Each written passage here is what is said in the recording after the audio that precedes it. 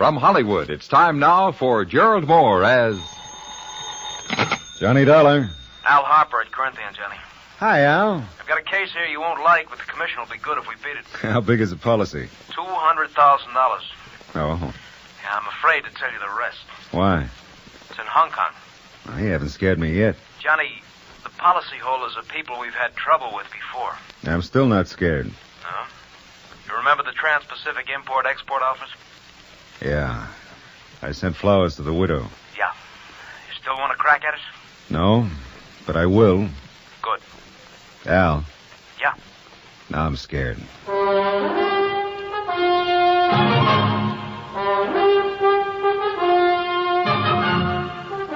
Tonight and every weekday night, Gerald Mohr in the transcribed adventures of the man with the action-packed expense account. America's fabulous freelance insurance investigator. Yours truly, Johnny Dollar.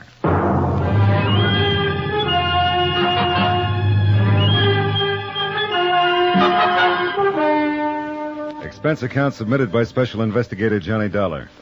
To the Home Office, Corinthian Liability and Risk, Hartford, Connecticut. The following is an accounting of expenditures during my investigation of the Trans-Pacific matter. Item 1, plane fare to Hong Kong.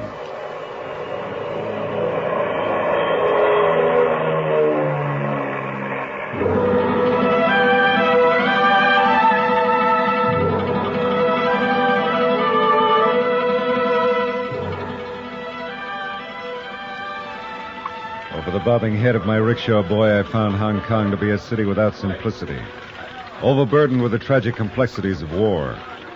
To fill the smallest want is a difficult and expensive task. There's a shortage of everything: food, water, health, places to live. Both the island itself and the city of Kowloon over on the mainland were loaded with refugees from the interior. Many of them lining the streets, wailing for alms, as we made our way to the offices of the American consulate.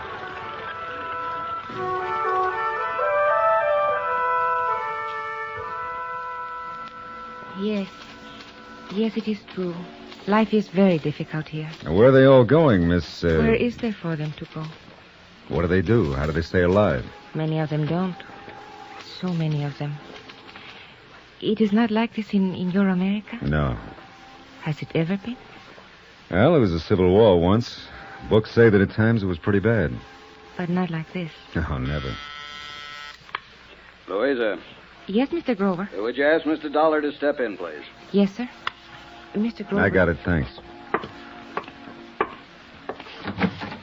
Well, Hartford, Connecticut, huh? Come in, Mr. Dollar. How are you, Mr. Grover? Sit down, sit down. Thanks. That's right. Insurance investigation, huh? Yeah. Well, now, what's your errand and what can the consulate do for you? Well, I'm here to investigate a claim filed by Trans-Pacific Import-Export Company. Oh, yes, of course. Well, Will Meadows' firm was destroyed by fire last month. 100%. Or rather, $200,000 worth to my company. Do you know this William Meadows, Mr. Grover? Oh, I've met him at the American Club now and then. That's about all. Insurance investigators are hired When the company isn't satisfied with something about the claim.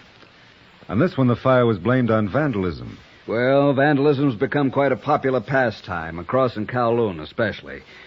Do you suspect some sort of fraud? Frankly, we do. Trans-Pacific once had a branch in Shanghai. When the war closed in on them, their warehouse was burned to the ground, just like this one here. Oh, I see. It occurred to some of the people in my home office that Trans-Pacific did much better by collecting on the insurance than if they'd gone through the expense of liquidating. Ah. I suppose coincidence won't quite do it, will it? Uh-uh. Well, now, how can I help you? Well, I'd appreciate some phone calls or letters that would give me support from the fire department and the police. Yes, of course you would. I don't suppose my problem seems very important out here. I was thinking that very thing. You know, it's always the case, Mr. Dollar. On the fringe of war, very few individual problems seem really important. Nor the individuals themselves. I trust you'll keep that in mind. I'll try to. Getting help, even time, from the police or fire brigade is one of those individual problems. But I'll do what I can for you. Anything will help, Mr. Grover. I won't take any more of your time. Oh, be sure to leave your number with my girl. I'll let you know about the official assistance. Well, I came right here from the airport. I don't have a number yet. Oh. No hotel? No. Pretty tough? As a matter of fact, almost impossible. The accidental places are always filled. I tell you, speak with my receptionist, Miss Vedras. Is that her name? Vedras? Yes, her father's half Portuguese, owns a small hotel. He might have accommodations. Good, I'll ask her. Thanks again. Oh, Mr. Dollar, just a matter of interest. Yeah? The case of Trans-Pacific import in Shanghai. You say your company was forced to meet the claim there? That's right. Or was it investigated? The investigator they sent over was killed before he could build a case. Miss Vedras arranged for accommodations at her father's place on a dingy street called Singwang, a hill of steps along the waterfront overshadowed by the plush European mansions on the top of Victoria Peak. I had a room that looked out on an alley. Iron bed, a chair, a pitcher of water on a bamboo table. I was the only non-Oriental in the building, and I seemed to be the only one to notice it. The first night I suffered from a combination of claustrophobia and loneliness. Feelings that made me glad to find out who it was that knocked at my door.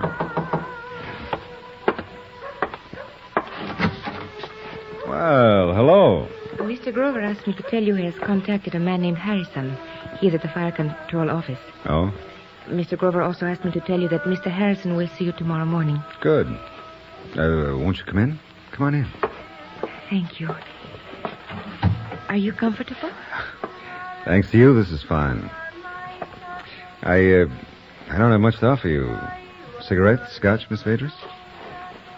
I'm very curious. About what? Why you are here? Oh. Well, it's business, if that's what you mean. But it's better kept confidential. Is there danger in this business? Why do you ask that? Because you were followed and you are being watched. How do you know? Oh, I know Singwong Street. I have seen this man before, but not here. Where is he? Perhaps you can see him from the window. You see that shop on the other side where the boxes are piled near the door? Yeah. Say you've seen him, huh? Where? I cannot remember that. I have just seen him. Mm-hmm. Well, there's no need to worry. There won't be any trouble. You seem very sure of that. I have the advantage. He doesn't know I know he's there. Thanks for telling me about him.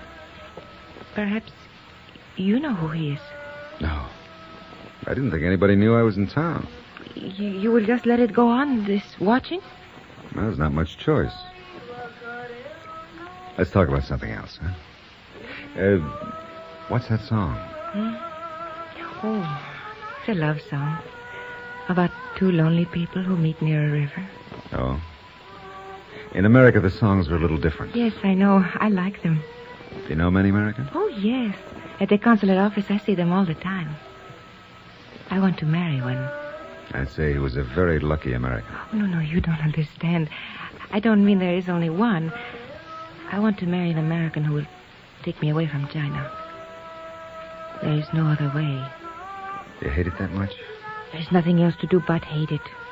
There is no good here, always trouble. The Chinese are a patient people, but I am not all Chinese. And I cannot make myself be patient any longer. I want to go to America where people thrive on impatience. You know, I think from what I have seen that Americans are the most impatient people in all the world. Yeah, that's right. They say we kill ourselves that way, heart and stomach. Oh, no, you live longer and better. What about your Portuguese people? They are gone.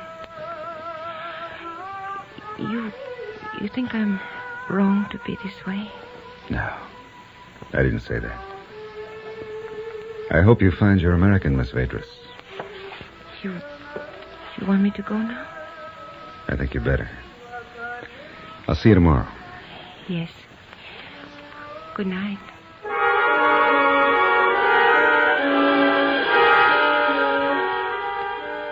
Three things interfered with sleep that night.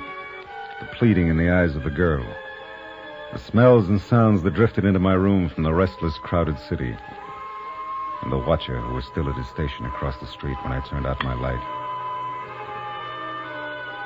Yeah, the toughest part of this case was that failure in Shanghai where the agent had been killed. It was a pretty sobering memory. And for that reason, every face on Singwang Street was a suspicious one. Every group of Hong Kong Chinese were potential assassins, with my watcher across the street the first to be reckoned with. Well, gun in hand, eyes on the street. I fell asleep that night watching him.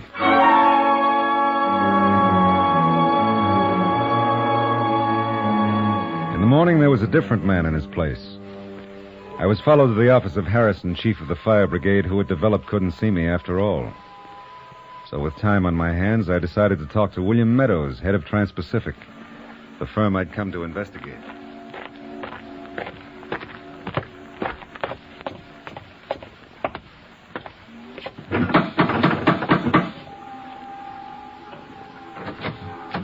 Oh, yes, mister? Mr. Meadows at home? Oh, yes, sir. You give name, please? Who is it, Lim? American gentleman. My name is Dollar, Mr. Meadows. I'm from Corinthian Liability, Hartford office. Let him in. You come in, please? What'd you say your name was? Dollar. What's the matter with that company anyway? Didn't the adjuster send in his report? What are you doing here? Now, wait a minute, Mr. Meadows. This doesn't have to be They unpleasant. sit back there in Hartford with nothing to worry about but Sunday's golf game. They don't know a thing about the conditions we're working under. Well, they do know your fire here pretty much follows the pattern of the one in Shanghai. Of course it does. The conditions are the same.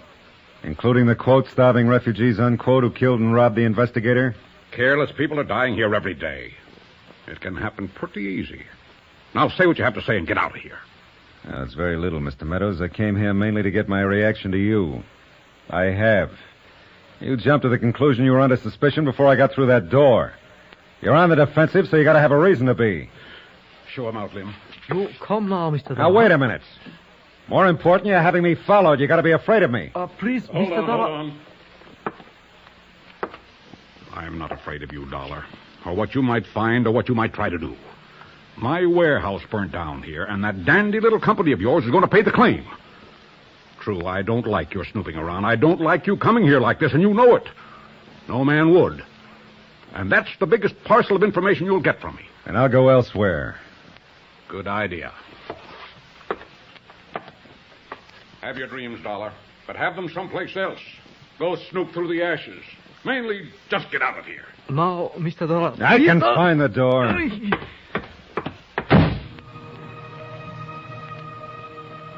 Two things came out of that conversation with William Meadows. First, a reasonable platform to build a strong suspicion on. Second, what Meadows was really saying was, this is my town and I run things and anybody who gets in my way can get hurt. A real nice situation. I'd been threatened and I was being followed.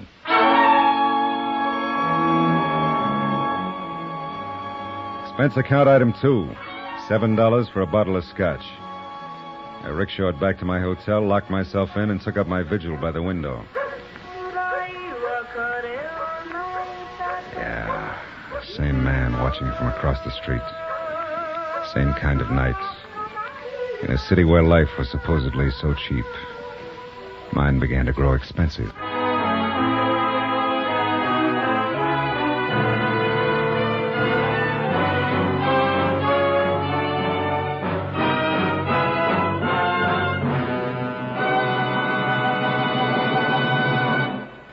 Now, here is our star, Gerald Mohr, to tell you about tomorrow's episode. Thanks. Tomorrow night, a complicated lesson in how to get shot at by your best friend and like it. Join us, won't you? Yours truly, Johnny Dollar. From Hollywood, it's time now for Gerald Mohr as... Johnny Dollar. Superintendent Clyde here. You telephoned? Yeah, I got a bird in my room who's ready to sing. Sing? Are you holding someone prisoner? I just scalped a two-bit thug that William Meadows had on me. The next one on my list is Meadows himself. I warn you, Dollar, any illegal action will be answered for here at headquarters. Does that work all the way around? What? Send out a wagon and pick this baby up. He was carrying a knife and a gun when I bopped him. He tried to kill me. All right, Mr. Dollar. I'll come at once.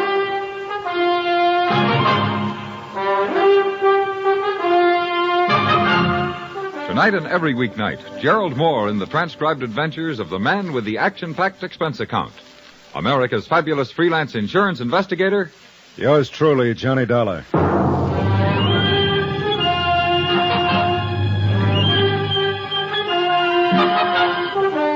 Fifth day in Hong Kong. Expense account submitted by Special Investigator Johnny Dollar to the Home Office, Corinthian Liability and Risk, Hartford, Connecticut. The following is an account of additional expenses during my investigation of the Trans-Pacific arson case. And it is arson, I'm sure of it. Item 14. $7. Wreckage of bamboo curtains in my hotel room during scuffle with thug who had murder in his eye. A tough-looking Oriental in a suit that was too big in the shoulders. Not so tough without his killing equipment. Dollar.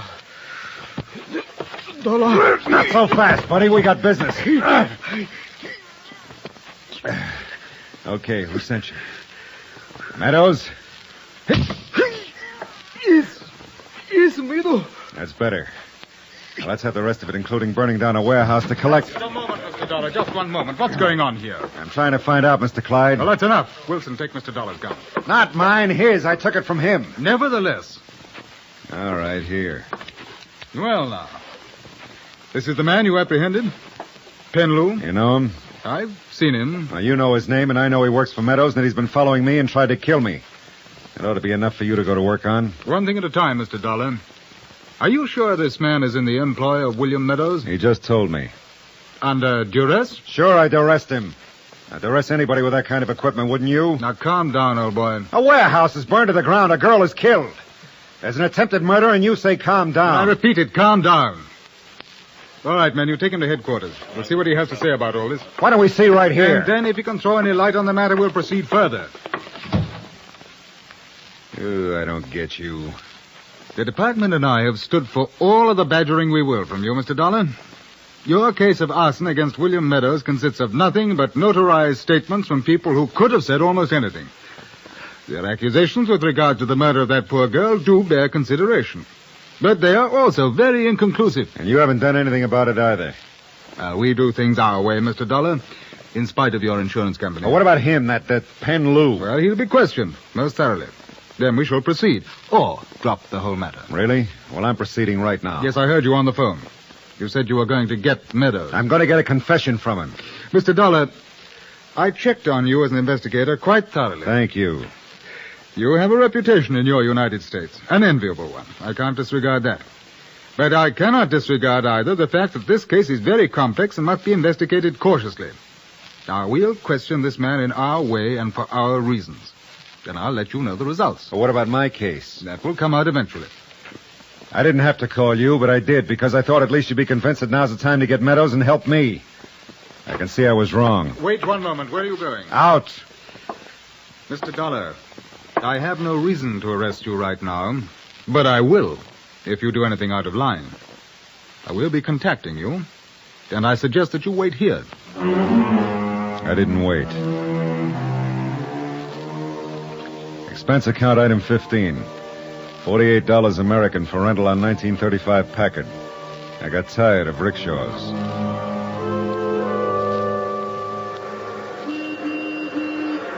I had a hard time driving through the Hong Kong streets. Anybody would. They were still jammed with humanity. Humanity on the verge of panic. Humanity living on the edge of a war. And I'll say this for the old Packard. The horn worked beautifully. And hardly anybody paid any attention to it. It took me a solid hour to get to the south part of town where Meadows lived.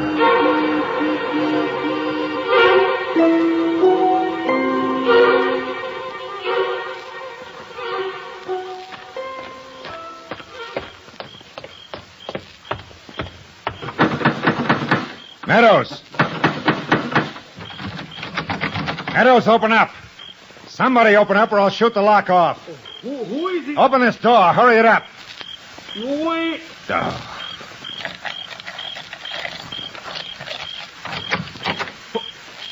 Oh. Hello, Mr. Dollar. Where's Meadows? Mr. Meadows, he not here. You come back next week. Please, you wait. Mr. Meadows not here, I tell you. Close the door. But, Mr. Meadows, he not here. Meadows! Not here. You come back. Where please. is he? He say come back next week. You come back next week. He'll see you then. Now you go, please. If you know where he is, tell me. You come back next week. Now listen, I don't want to hurt you, do you understand? No, not hurt. But I will hurt plenty if I don't find out where he is. It's important. Now tell me. Where is he? He say not to tell anybody. Tell me!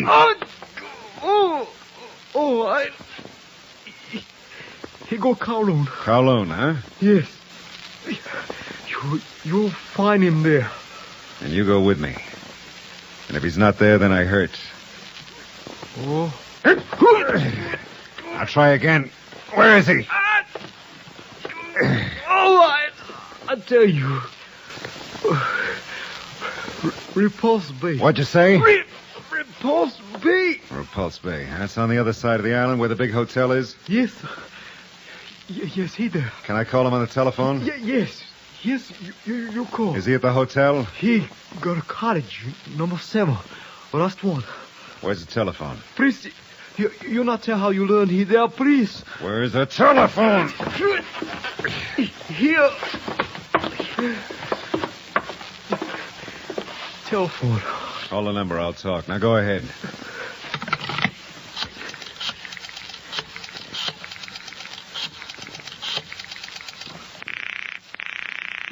Repulse Bay Hotel. Mr. Meadow Cottage, please. One moment. Okay, give it to me. Hello? Hello? Hello? Oh, you see? I tell truth, he there. Yeah, you did fine. You go see? Yeah. No tell. No tell. But it won't make any difference now. Not understand, Mr. Dollar. You will. The old packet got me there in 40 minutes. I was already in front of the cottage 7 when the police cars slid to a quiet stop. Superintendent Clyde spotted me. Just a moment, Dollar. We came here not because of what you said, but to see to it that nothing happens that might better be prevented. Thank you. You terrified that houseboy of Meadows. He called us and said that you'd been there. You're a hot-headed, impetuous... No, this time you happen to be right. About Pen Lou. Huh? Pen Lou admitted that he'd been hired by Meadows to kill you. We took time to check his gun. Although he didn't admit that part, it's the same gun that killed Louisa Vedras. Louisa. But it isn't clear. Why would Meadows have her killed? Don't you see? They killed her thinking it was me. What? Yeah, Louisa and I got to know each other pretty well during the first days I was here. It's been a bad job for the nerves, what with the murder of the man who investigated Meadows in Shanghai, and now she got me a room at her father's hotel. She was there when I came back after a pretty bad day. I knew somebody was following me, and I guess I needed somebody to be with. So she stayed a while. And she was there the next night waiting for me in the room. And she was waiting for me to come back the night she was killed. Oh, well, that answers me. Now, this is for my own information and not police work. Are you here to get Meadows for your company or because of Louisa? She was a lovely girl. All right. He's a difficult man. Do what you can. What? Your turn, Dollar. You waited a long time for it. Make your play. Try to clear up what you have to for the insurance company. It'll be difficult after we've arrested him. Good luck. Thanks. Who is it? Dollar! Who? Dollar! You know I'm still alive, Meadows. You know that girl was shot at the hotel room instead of me. Are you crazy? I stopped the man you had following me. His statement will put you in plenty of hot water. Now, are you coming down or shall I come in? Come on in. We'll talk about it. All right, I'm coming in.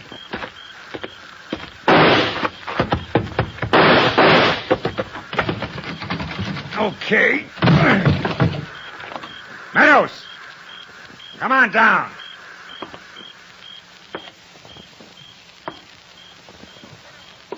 Meadows!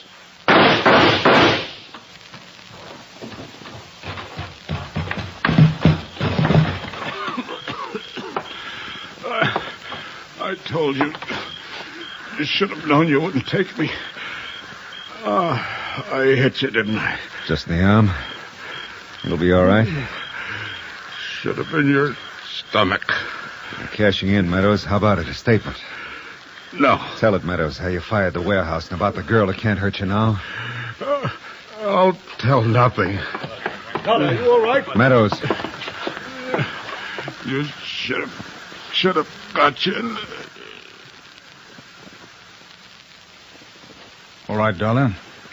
Better have that arm taken care of.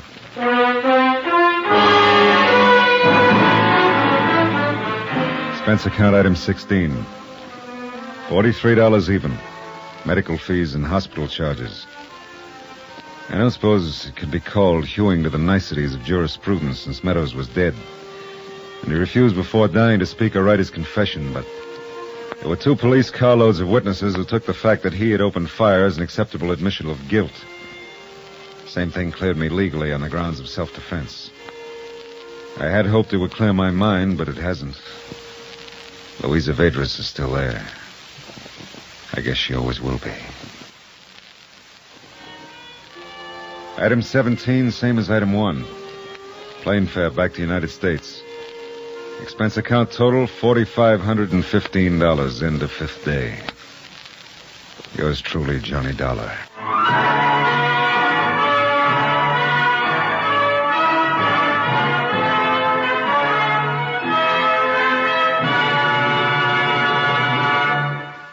Now, here is our star, Gerald Mohr, to tell you about next week's story. Thanks. Monday night, the story of a ship, the Marley K. Destination, Davy Jones' locker. Join us, won't you? Yours truly, Johnny Dollar.